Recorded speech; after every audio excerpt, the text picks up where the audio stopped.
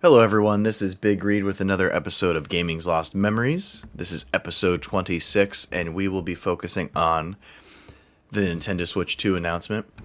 So, I don't know how long this podcast will be, but I wanted to take a moment and just kind of reflect. So, it's been about a week since they finally announced it, and it was really funny when Nintendo first announced, I think it was in February, the Nintendo Switch 2, which has been a long time coming. And because they've been so careful with the information, almost I would say to a fault.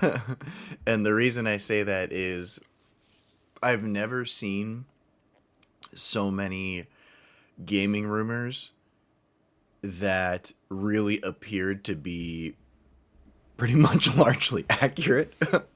Normally you get your rumors and it's like, okay, it's this, it's that. There's not a lot of truth in this. But with the Nintendo Switch 2 early on, the past couple of years, in particular, especially last year as we started ramping up where it really seemed like Nintendo was getting everything legally in order, excuse me, and everything filed, the information was leaking. So to get ahead of it, I think what Nintendo did was in February, they were like, hey, we got to acknowledge the Switch 2 because everything we're going to talk about has been leaked. And they kept a lot of stuff under wraps. Several things we'll kind of cover here. Most of it good. I would say 99% of everything was good. And then you have a glaring 1% that we kind of have to talk through and, share our opinions on. And then ultimately, everyone kind of has to go out there and vote with their dollars. But yeah, in February, so Nintendo basically came out, acknowledged the Switch 2.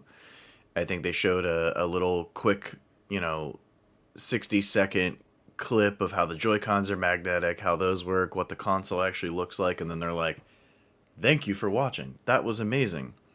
Wait till April where we'll actually have like more information on it. So everybody had to wait like another 2 months to kind of confirm everything. But what was so interesting about that, and it's probably just from getting old and how quick time flies at this point, but I blinked. Like I thought this was going to be like a long 2 months, and it absolutely flew. So Nintendo formally announced the Nintendo Switch 2, the launch date, the cost, what you can expect, the games, the upgrades, the features. The only piece of information I'm having trouble finding on the Switch 2 itself. So why don't we just like jump right into it? So the overall announcement was, in my opinion, Nintendo's best modern day Nintendo Direct. So I want to say around 7 or 8 years ago, I think Nintendo actually said, hey, like we're not going to E3 anymore. And a lot of companies have kind of followed suit. So you're seeing the traditions of gaming and the way things are announced. You're seeing people get away from that. And the reason is,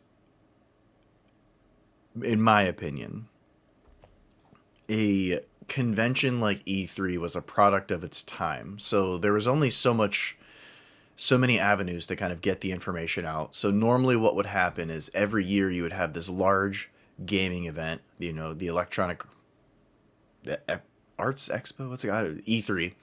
And everybody goes there. The hardware companies showcase their hardware and showcase some games. And then your publishers, developers, they're showcasing, and getting everyone basically pumped up.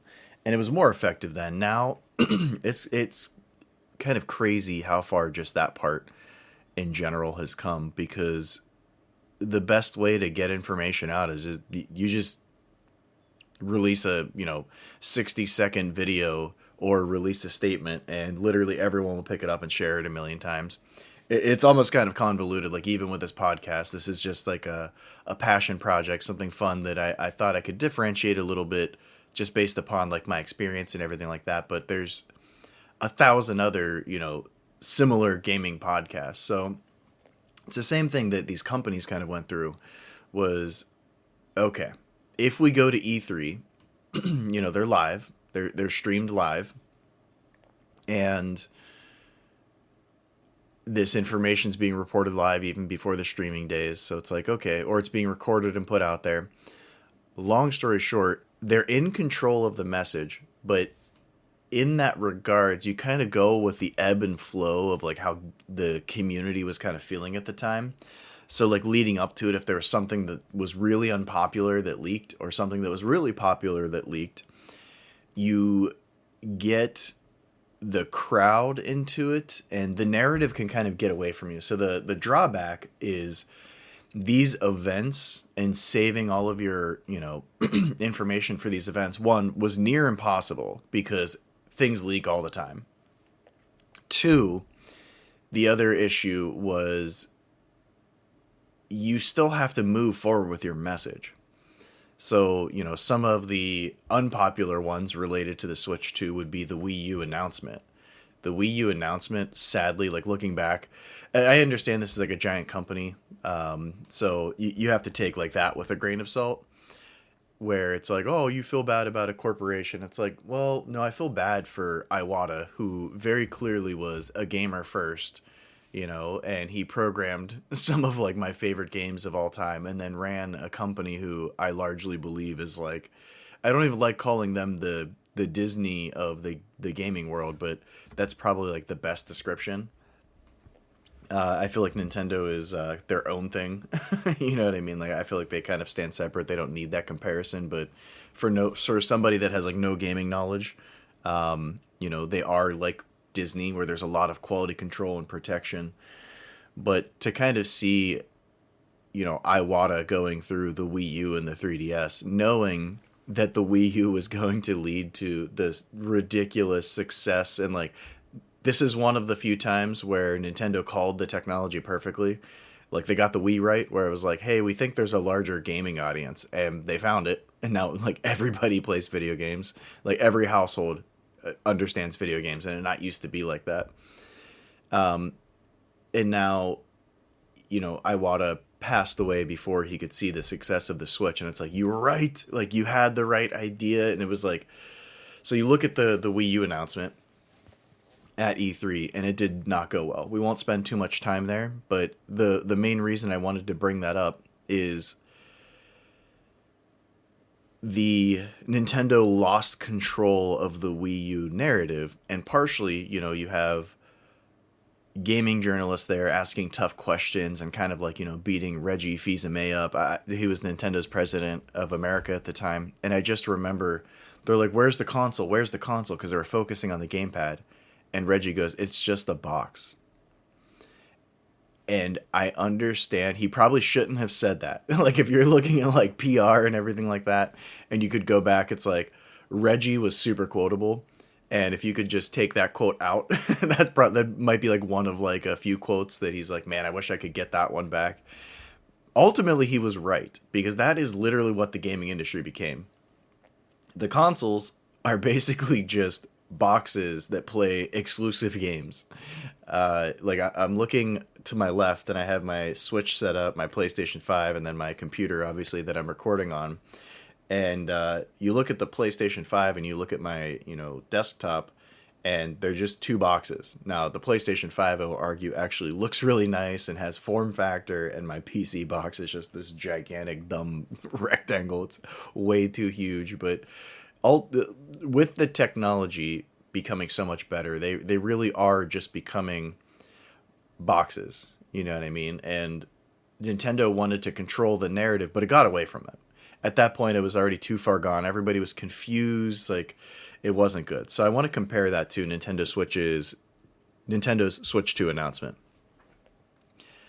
After leaving E3 and all of these events behind, Nintendo created their Nintendo Direct program, where you have a pre-recorded video that focuses on all kinds of things. And what's really nice about these two, and they made this very apparent from the beginning, Nintendo will have Nintendo Directs that range and vary in size. So it's not like every single Nintendo Direct is an E3.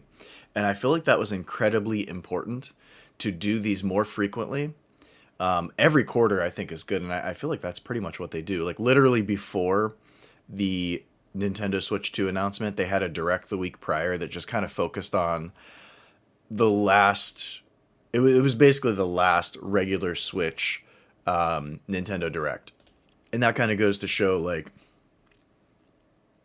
the methods in which they can use and keep. The most important thing is controlling the narrative, especially in the video game industry, where you have a bunch of random nerds like me who get hyped up and excited about things. Now I also have a business background, and looking back, I always loved the business side of watching the weekly sales of what games were selling, watching why things are selling, why they're not, and watching like companies make the business decisions of like, we need to make Final Fantasy more Western, and then you see it like not functioning. Now Final Fantasy doesn't have an identity, and it's like, okay, so you made business decisions that impacted the art side, and ultimately as gamers we have to realize that this is a consumer product.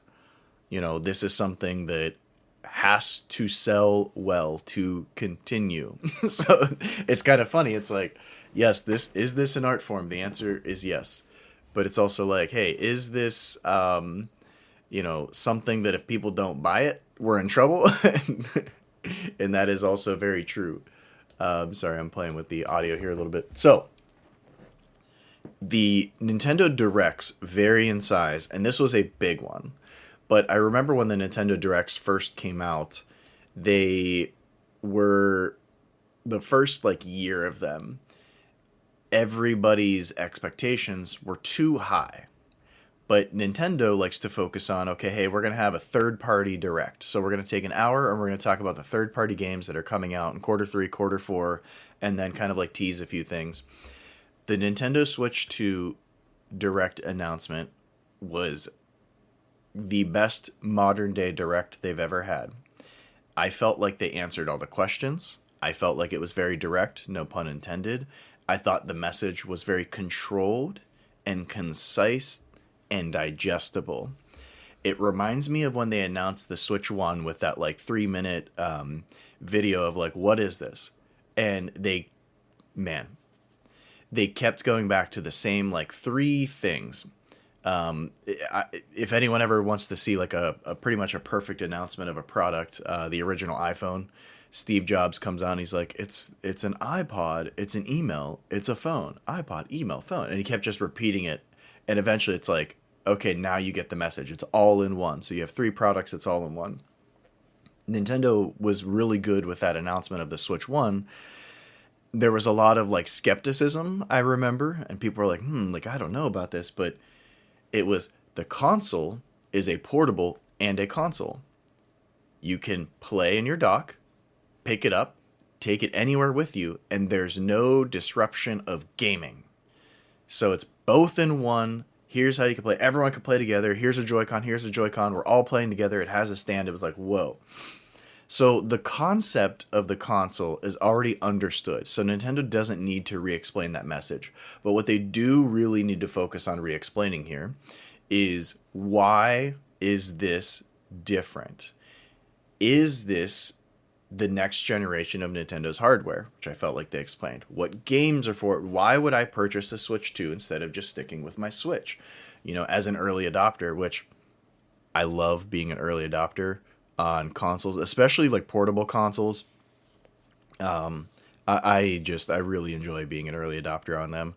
I feel like you get, before the identity is solidified of that console, you get a really unique understanding of it. And it's very different at the time. Like the DS, PSP, the Wii U, everything was so different at the time from what its legacy became.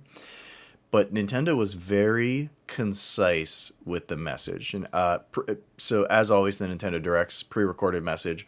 Lots of rumors on when it was actually recorded, which is pretty interesting, because they didn't acknowledge the launch date. So I got a little worried when I was first. So they eventually, after the Direct was over, had the website June 5th. So June 5th, it is announced for the launch date. They are going to be opening up today, so April 9th, the pre-orders for it. And then the second thing they're doing for pre-orders, which we're going to focus on in a second, was If you sign in to your your paid Nintendo Switch Online account, you can let Nintendo know that you want to buy a Switch 2. You can pick your model, and starting May 8th or May 9th, they're going to start rolling out emails that give you a 72-hour window to purchase one model. So basically, one Nintendo Switch 2 per online paid account. Sony has done that. I think it's a brilliant move. Makes me a lot more comfortable. It's a good way to fight scalpers, because scalpers aren't going to go and pay, $60 a year or whatever, the Nintendo Switch Online counts just to get one model. No, they're literally doing all these like bot pre-orders online. So I love this. I think that's a great idea to kind of stifle that a little bit and get these into hands of people that actually want to purchase them and play them. Like, they're going to take it home and open the box and play it. Now, due to foreseen or unforeseen circumstances, there have been a lot of, we're not going to get too much into politics, but there have been a lot of tariffs announced that are going to impact basically all, imported and exported goods in the world. And Nintendo has postponed the pre-order to kind of watch this out. And this is going to lead into the price. So there are two models of the Nintendo Switch 2. The first, for $449, is just the hardware itself. To put that into perspective, I want to say the Switch launched at $299 and $249. I feel like it had $349. I feel like it had a pack-in for the $349 model, or it had higher gigabytes or something like that. I think it was like 8 gigabytes and 32 gigabytes. The launch is a little hazy. It's been like 7 or 8 years at this point. But I basically remember that you wanted to go with a $350 one, just because if you're going to keep it for a while, everything you're getting, like, that made the most sense. So $449 for just the base unit itself. $499 with the new Mario Kart. So the new Mario Kart that was announced, you get that as well. And that's going to be a pretty important thing. It's called Mario Kart World, but that's going to be a pretty important piece of information here. And the reason I say that is, so we know the price of the hardware. We know the launch date of the hardware, June 5th. We know pre-orders have been delayed to kind of watch the tariff situation play out. Cost of the games. Now, they did not acknowledge this on the Nintendo Direct. I believe this was announced later. But even after seeing everything, the cost of the games is going to be high. So back in the GameCube, PS2, Xbox era, I want to say games were like $50 new. Now, I want to focus on this a little bit. So let me get more of the information out. Mario Kart World is apparently going to cost $80.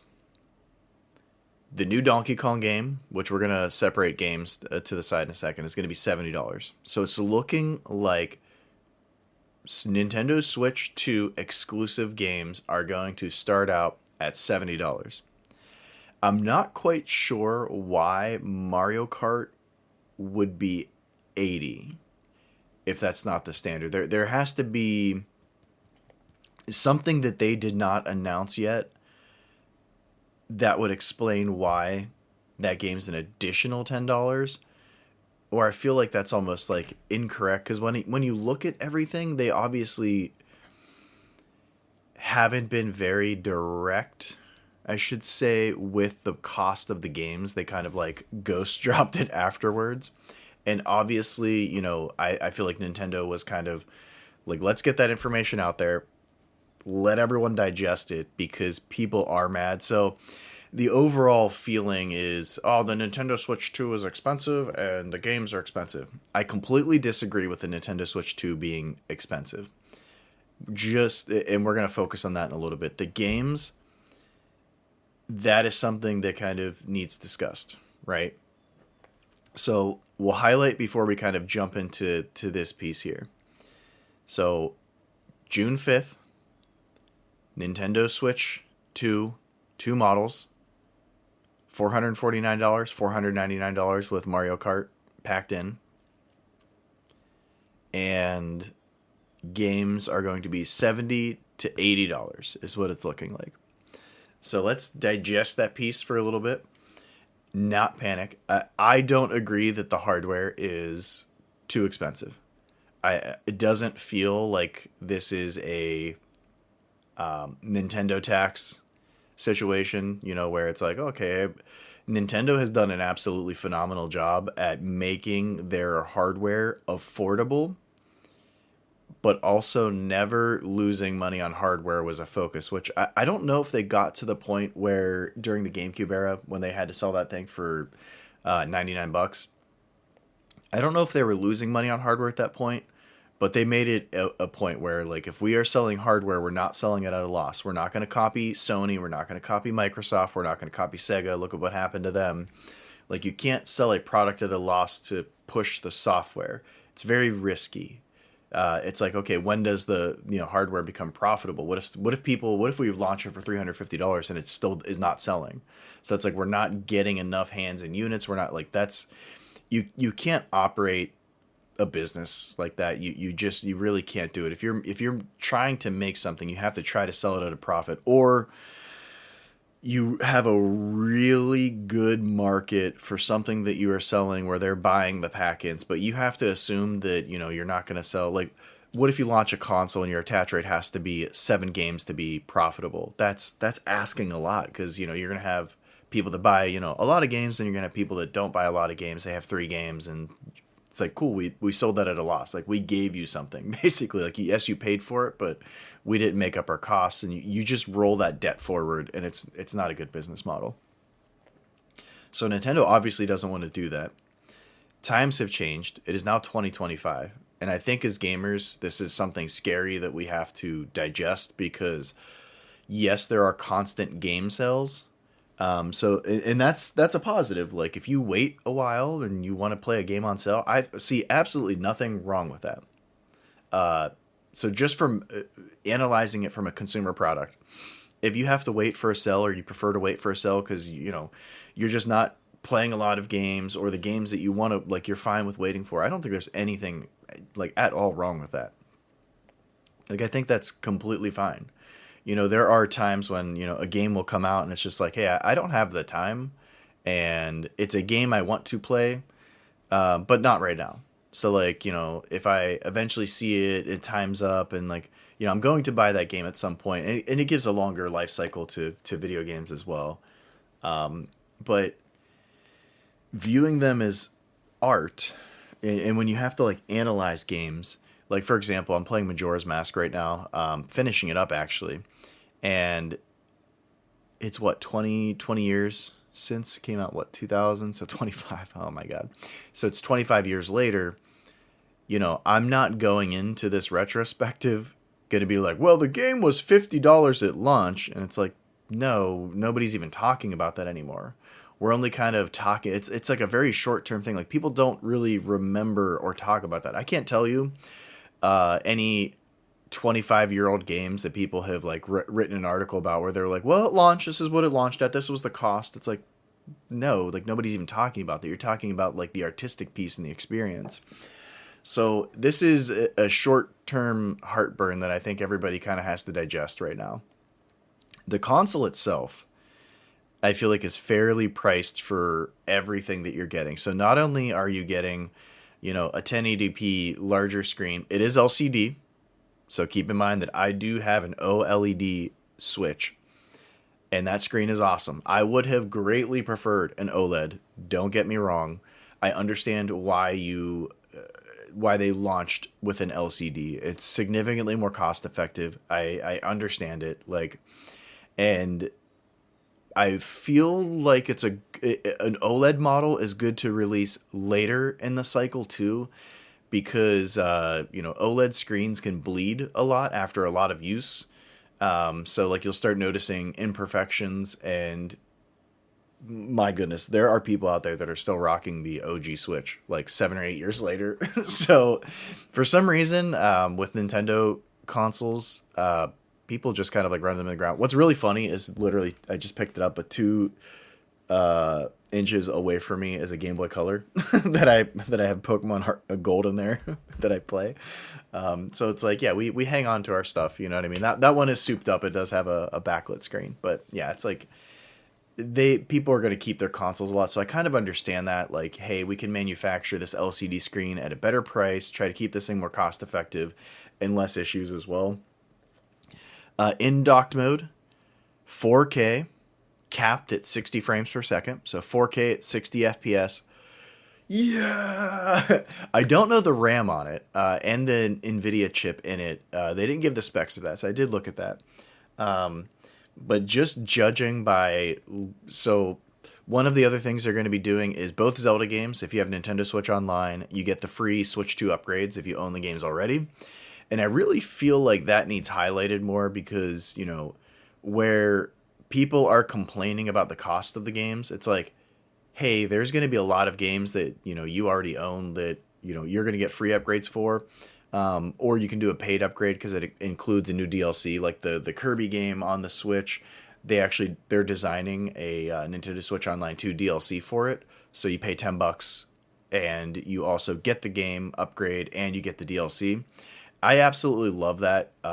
The Switch One, I don't understand how they got some games running on that. Like I look at The Witcher 3 and I'm like, how did you put that on a game card? And now listen, it's not beautiful. It's not going to win any graphics awards, but they got it running on there. I never had any issues with the performance of it. The graphics obviously got blurry at a lot of different times and everything like that, but the dang game was on there. It was very impressive. So they really kind of maxed that console to what it was capable of. And sadly, the downside is even like a launch game like Breath of the Wild, it could have benefited from additional power at the time. So Breath of the Wild and the Breath of the Wild sequel too, which I haven't played that one. I beat Breath of the Wild, didn't play this one at all because I'm like, I just don't have the time. That's going to be one of those games where I get the Switch 2 version. They very clearly demonstrated the hardware increase. Just looking at the game looks so much better, runs so much better, and they had like the comparisons on them up. So you can physically see, even with the existing games, this is going to be pretty impressive. But you can also see the cost of the hardware being justified, in my opinion, by looking at Mario Kart and Donkey Kong. So I think those were the two like starting exclusive games. I feel like I'm trying to think. Was there any other games that they had that? Kirby Air Riders. Okay, so I believe that's another one. That's going to be coming to the Switch too. I don't think that's coming to the Switch. But you see these three games, Donkey Kong in particular, mainly because I haven't seen like a 3D Donkey Kong game in a long time, since I think the 64 one. But it looks absolutely awesome. Destructible environments. It was running really well. It's so pretty. It honestly, funny enough, it reminds me of the latest Mario. So Mario Odyssey mixed with Ratchet and Clank with just like sparkly, glittery stuff, destructible environments, like everything breaking, and it like just looks really pretty.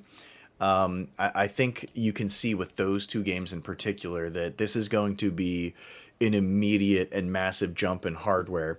Having the 1080p screen as well is really nice. So I like that. It's larger, 7.9 inches as well. It's the same thickness of the Switch, but it is visibly larger. I wish I could get my hands on one just to hold. I think if GameStop or something starts doing some models, like some demos, I'm going to kind of go in there. I just want to get my hands on it, but it actually kind of looks maybe too big. And maybe after you're using it, it won't be that bad. It's really tricky because when you're kind of blending the portability, so I played 90% in portable mode. The docked mode is very nice. For the Switch, so this is also like really nice too. For the Switch one, the dock was just a dock. Like it was just a piece of plastic. You look in the back and, it has some extra connectors and everything like that. But the Switch 2 dock is also, it's actually a piece of hardware. So since the dock this time is a piece of hardware with moving parts, it actually has a fan in there. You can clearly see that Nintendo for the Switch 1, it felt like it was more of, here's a blend. It's a portable that can be played in docked mode. I almost feel the opposite a little bit, where it's like, hey, this is going to have a pretty serious docked mode, and the docked mode is going to be a lot more different than the performance of, the portable mode. So 4K up to 120 frames per second, but that appears to be not in 4K. Because I was checking the website today and they said it's capped at 60 frames per second, which is still absolutely phenomenal. Like I'm very happy with that. So, but the dock has a fan, so you can tell Nintendo's like, hey, when we're pushing out 4K, this thing's gonna overheat. It is kind of how it felt for them to really acknowledge the fan. It's like docked mode's gonna be a bit more serious, and we're gonna have some games that are gonna utilize that, which is actually very exciting. The only downside is I game on a 1440p monitor if I'm in docked mode or I'm, playing on like a bigger screen. So I'm probably going to test that out, but I honestly, I don't know how much time I'm going to spend in docked mode. It was really a portable for me. Like, it's so nice being able to, like, hey, it's time to go up to bed, all your responsibilities are done for the day. You have 20 minutes, and it's like really cool to be able to play a serious full-sized game for like 20 minutes and put it in sleep mode. I can't tell you that one of my favorite gaming features of the Switch and just in general of Nintendo portables is sleep mode. Like, playing a game, just close it. Just instantly you can pause it entirely from anything that you are doing. It's such a good feature. But yeah, the Switch 2, it's physically bigger, so you can really tell. Now, they didn't have the RAM, and they didn't give the processor specs as far as I can see, but you can see that it's physically larger, which is interesting, including the Joy-Cons themselves. The Joy-Cons are magnetic this time, so luckily I did not really have any issues, as far as I know, with drifting. I have also had like 3 different Switches, so they come out with a new color, or they come out with an OLED screen, or they come out with the Switch Lite, which I like that too. I gamed on that for a while, so maybe I just didn't age one out enough to experience that. But Nintendo had a lot of, I believe there was lawsuits at that point. So if one thing people don't understand, if you're looking for answers, or you're looking for the company, like a large company, to really come out and admit something or say something, suing them is the worst way to do that. Because now publicly they can't even acknowledge anything. Everything has to go through the courts, and that's where kind of the discovery phase will happen. And if they end up, but long story short, the Joy-Cons with the drift, I think they had a class action lawsuit with that. So the original Joy-Cons, I don't want to say they felt flimsy, but after a while, like I'm moving my left Joy-Con right now, they're not firmly in place. Like, they kind of like wiggle back and forth a little bit, and it was good. It was good for the time, but it was like, as you got that in everybody's hands, you could tell Nintendo was like, that's something that needs addressed. So there's a release button, and they're magnetic, and the feedback on those of everybody like playing them and utilizing them has been very, very positive. So very firm, like people like trying to pull it out, and they're like, no, it doesn't come out unless you press this button and really give it like a firm yank. I like that. I think that's really good. The Joy-Cons can also be used as a mouse, which I don't know what to make of that. Now, this is not the first time Nintendo has experimented with mouse-based technology. I know that sounds hilarious, but the Super Nintendo had a mouse connector for Mario Paint, which worked like a mouse. You know what I mean? And Nintendo has a way of really trying to make the most out of their hardware and experiment while they have the hardware out there. I almost wish that for me, I would buy a Nintendo console, and I kind of stuck with, what it was. But like during the GameCube era, just the amount of Game Boy Advance and GameCube technology that they had, like you could buy movies and watch them on the Game Boy Advance. There was this e-reader technology where you scan it and it loads in the games. Like, I wish I did more with that. It never really like grabbed me, but I feel like that would be such a cool piece of history to have experienced. A lot of like that weird stuff I didn't really get into too much. But my point with that is Nintendo is always trying to find a way to make the most out of their hardware. So the best example that I can think of from like a standard gameplay, standpoint is Civilization 7 is coming to the Switch 2, and they're like, you can use the mouse-based technology. And with that game, I've played Civ 6 on the Switch, and the controls were fine. I just have no idea what the heck I'm doing in that game. That looks like a series that I could really get lost in and love.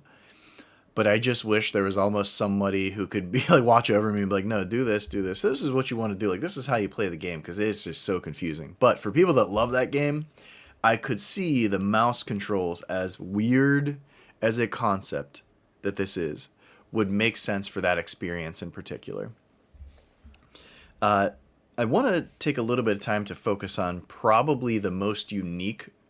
I don't know if I want to say unique, but the one thing that we've been waiting for is game chat, right? So Nintendo has come and gone 50 different ways with how you can interact with people online, and frankly,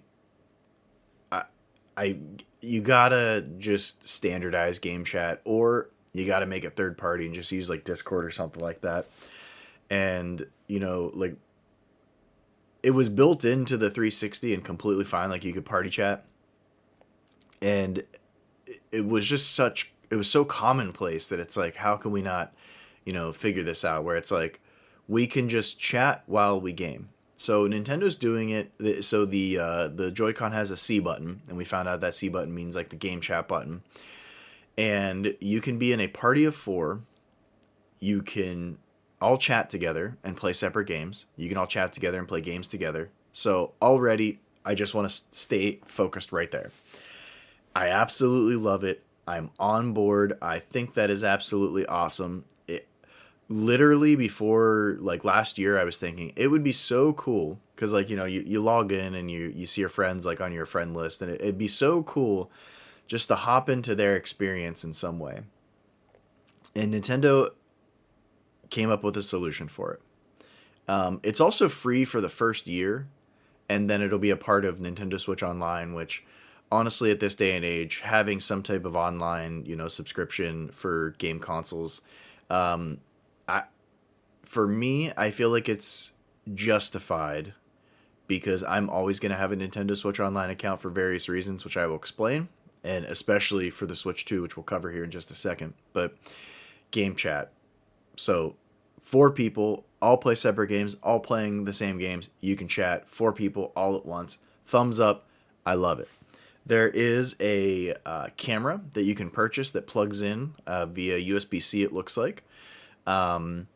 So you can also, have your camera and it, cuts you out and then pastes you in your game. You can also, and this is where it gets a bit more unique, you can also, all 4 of you, share your screens in that party chat at the same time, even if you're all playing 4 different games, from my understanding. Now, when I was watching the stream, it was kind of funny because you could see that it was a little choppy. And I guess Nintendo came out and acknowledged that, hey, depending on, your internet, you're playing docked mode, you're playing portable mode, you could see some choppiness and everything like that. And listen, the priority for me is the chat feature. So I like that already. Being able to display your game to everyone else is pretty cool. And it would be cool to just like be able to hop in the chat and just like watch your buddy play a game, like if you're not really feeling like playing anything. So there's definitely a need there. My concern is Nintendo is already kind of stating and showing, on their broadcast, like their video, they're saying, hey, it's going to be a little choppy, just kind of setting expectations. So I'm very curious as to how much RAM they're setting aside for that feature in general. And the reason I bring that up is the Wii U kind of went through this, where I think it had 2 gigs of RAM. I think the Switch had 4, maybe.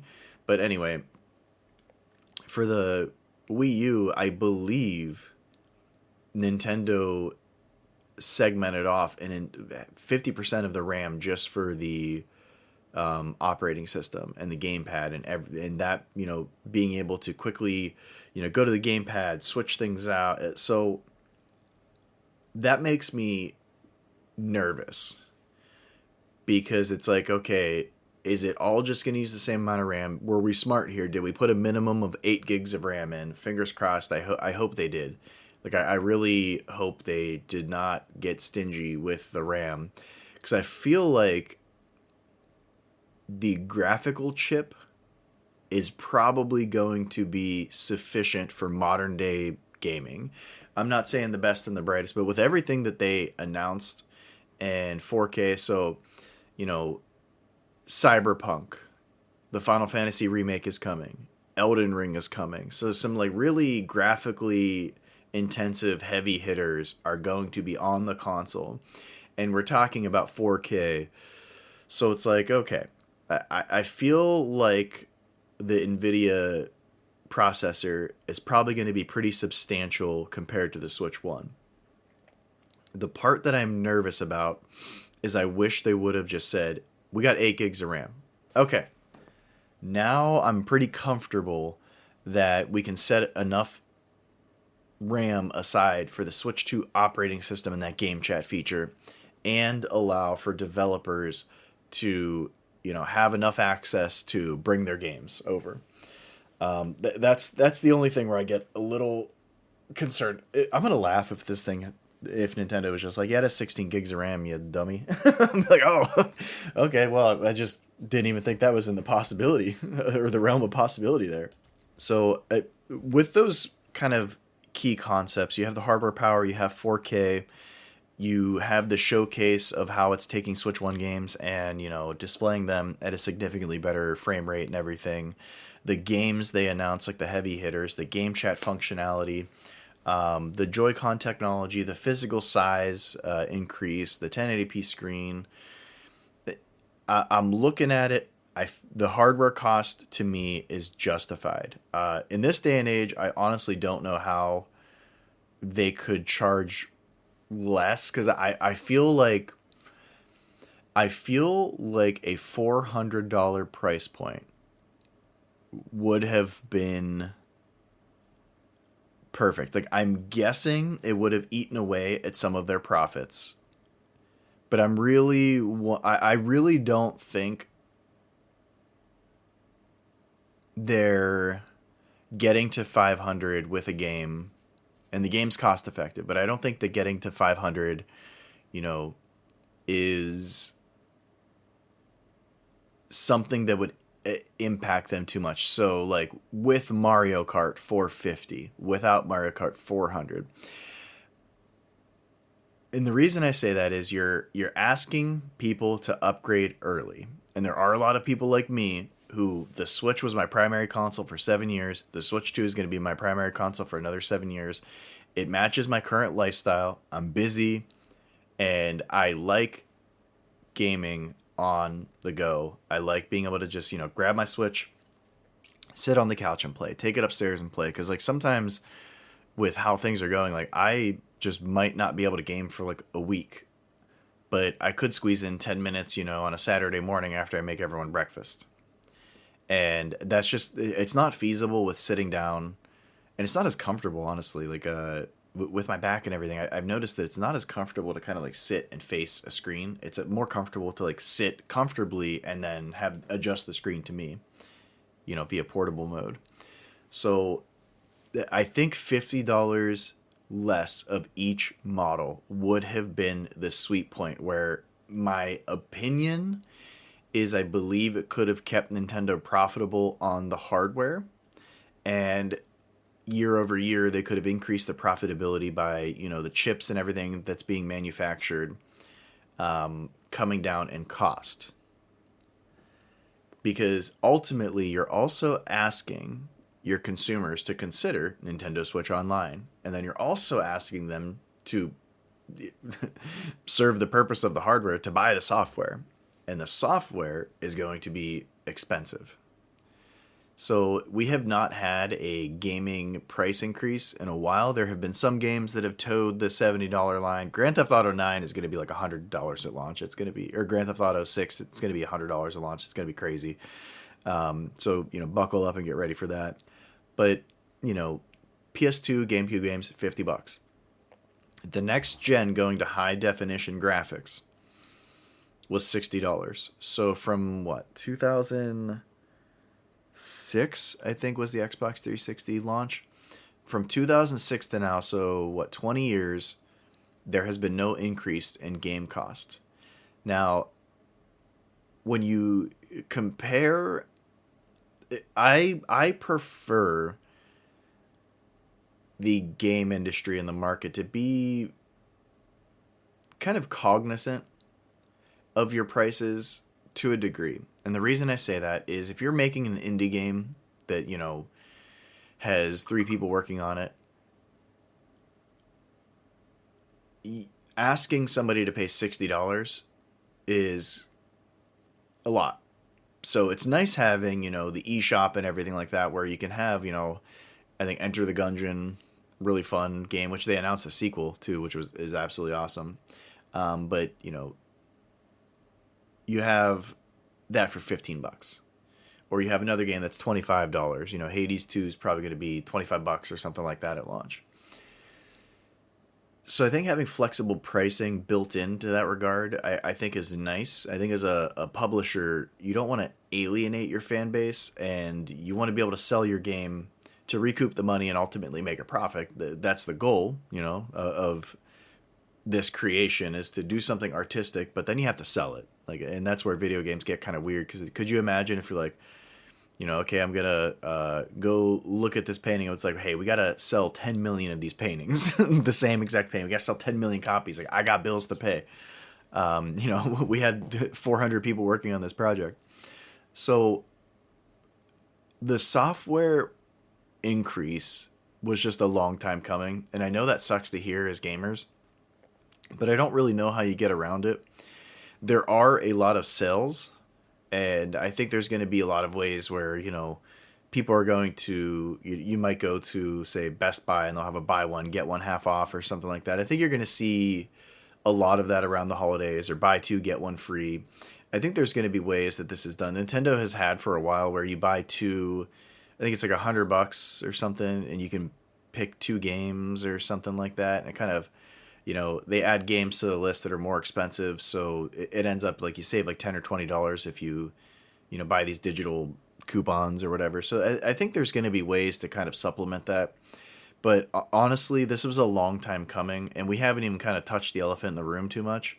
Of now, after the global economy is melting down because of all these tariffs, it's like, I think we all need to just brace ourselves and pray that the Switch stays at $500 with Mario Kart. Because, like, honestly, what's Nintendo supposed to do?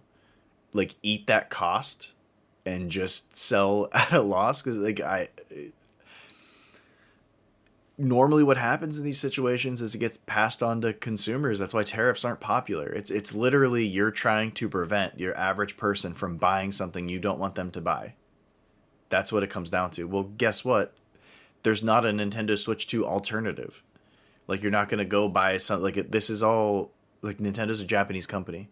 It's not like they're going to, oh, hey, we're going to make our manufacturing over in America. Now we're going to have an American Nintendo Switch version that's different from the Nintendo Switch 2. It's just not, it's not going to happen.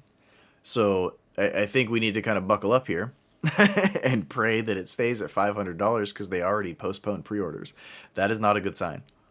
Postponing pre-orders, like, they still said it's launching the same day, but honestly, if you're postponing pre-orders, like, the only thing I can think of is they're preparing to keep the launch the same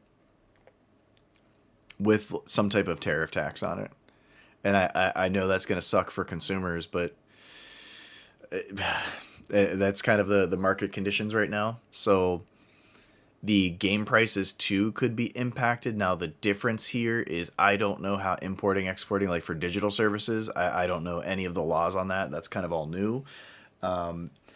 Digital So back in the day too, and I think what we're gonna do here, just to kind of set the tone, because we're already 50 minutes in, I think we're gonna wrap up just kind of the announcement, the hardware, and I think I'm gonna do a part two. So we'll make this part one. I think we're gonna do a part two, just focusing on like, just the software and kind of going through the games. And I think that's definitely justifiable.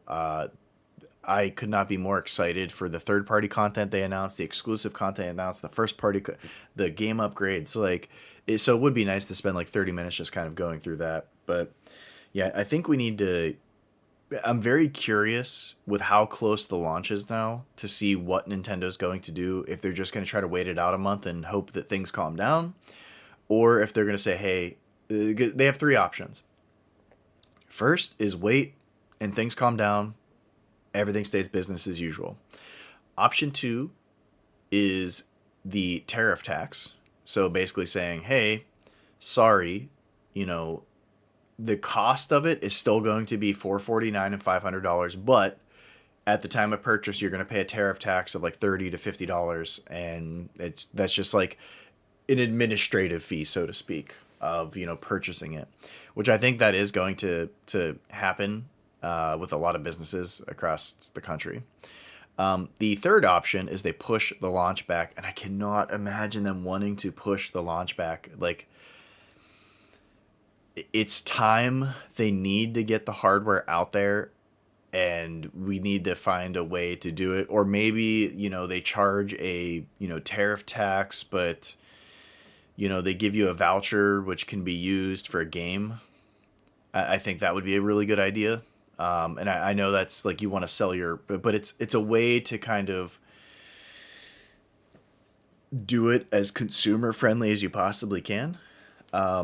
So yeah, that'll be kind of exciting. But over 20 years, we've largely had the same game costs. And I'll wrap up with this.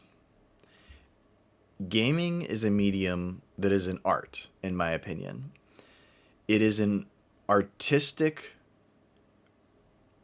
It is a thing designed with people that are coming from this from an artistic standpoint, where they want to make something that hasn't been done before, or they want to take their own personal experiences and put this into a story that,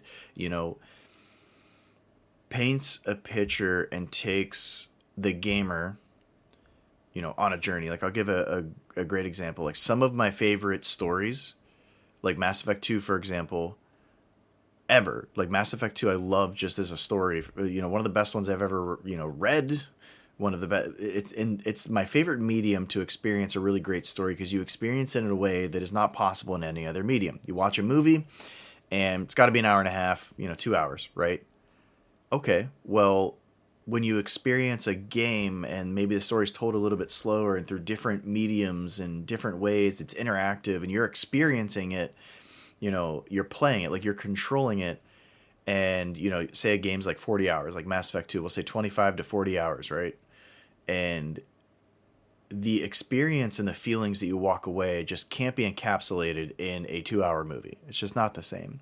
Reading a book, I feel like, is pretty similar, but what's different here is you're experiencing something as is. It's stagnant, where if you give the player control over some of the choices, they're controlling it, and their experience with it is significantly different because they're in the driver's seat. It's interactive, where other artistic mediums are not. So it's one of my favorite ways to kind of experience that art. Now, here is the tricky part. It is a piece of art that is mass produced that has to be sold. So it's not like you can go and, look at a sculpture and there's only one of those. That's the sculpture. And you can look at it, you can experience it. Like, you definitely feel something from it. Like, if you can kind of dive into your non-logical thinking and just feel what that creator was going through, and like, what they created, and this is like a snapshot of them at the time, right? And you feel that energy kind of coming off, the sculpture, the painting, whatever it is. And especially as you learn more of the history of it, you're like, wow, this is just like fascinating. Video games have to be sold, and they're mass produced. Jeez Louise. Zelda, the Breath of the Wild sold like over 30 million copies or something like that. Mario Kart 8 sold 50 million copies or something crazy. So doing so, it has to be a product. You have to make money off of it. What's the purpose of a business? To make money. That's what corporations and businesses are doing. Even if you start your own business, and you're like, the point is to make money. Like you have to sell this, right? So I understand that this hurts from a consumer standpoint of things get more expensive. It costs more money for me to enjoy them. And I will never argue against that in any way. My belief, however, having, been involved in the game industry for 30 plus years, I've written for several websites. This isn't the first podcast that I've appeared on. I had reviews out there that were counted towards the Metacritic reviews score and everything like that. So when you're analyzing something, and ultimately you're telling the end result is to analyze it, but also kind of tell the person reading it, should you buy this or should you not buy this? Should you play it or should you not play it? Most of the games that I play, I kind of understand that they all have their target audience, right? So most of the time I lean towards like, hey, if you like JRPGs, you should play this. Or, you're kind of setting the tone for like what they're experiencing. But like I said at the beginning of this, when you're analyzing an older game or a game that kind of revolutionized a part of the industry or a game that's considered one of the greatest of all time, I have never, ever thought about the cost at the time. I never thought of like, oh, okay, so, Ocarina of Time, oh man, it was a really great game, but I don't know, for $50, that seems kind of high. It's like, no, I'm talking about this 25 years later. It's the greatest game ever made, probably still my opinion. And I don't focus on the cost because it's the art that survives the test of time. So it is a, artistic product that as time passes, you remember the art, you remember the cultural impact, you remember the impact that it had on you, you remember your experience with it. You don't remember the financial cost of it.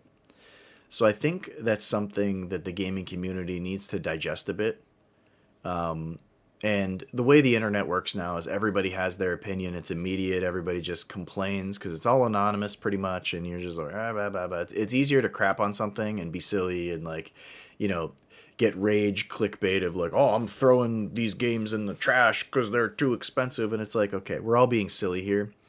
And we need to reflect on, this game industry of you have to pay to experience it. And 20 years from now, you're not going to be like, wow, Zelda was expensive at the time. I don't think I've ever, and maybe I'm just not looking at the right articles. I've never read a reflective, retrospective article on an old game or an old time period. And, they focused on, hey, this was a really good game, but it was $50 at the time, which was very expensive. So it's like, no, that's not how you can really break this down if you truly view video games as an artistic expression. So I think that's something to I think we need to acknowledge that, yes, the price has increased and this is going to impact people. And I think we also need to realize that this was a long time coming and games have not increased in price for 20 plus years. And while this is not fun, you just kind of need to realize that this is a consumer product. Not everyone needs to buy every game, but I don't think you should hold a game or a console back from the experience they're providing. Now, ultimately, Nintendo needs to prove that the Switch is worth buying. The Switch 2 is worth buying. So that's their job now. Their job is to release this, get this in hands, and make games that showcase, court third parties. That's the same song and dance that we've experienced through, 9 generations of consoles or whatever the heck we're on now. So my overall take is this was the best, most concise Nintendo Direct in the modern era. I really liked it. I'm excited for the Switch 2. I think it was largely positive on their announcements. Very, very minuscule things I think you're going to kind of focus on as any negatives. And I'm excited, very interested to see if they keep June 5th as the launch date. But this will kind of wrap up part 1 of Gaming's Lost Memories, episode 26, focusing on the Nintendo Switch 2 announcement. We're going to have a part 2 as kind of a software showcase, and that'll be a lot more fun. This was, don't get me wrong, this was fun to talk about. But I think what will be really nice here is focusing on some of the games and software elements as well. So thank you so much for listening. This is BigReed signing off.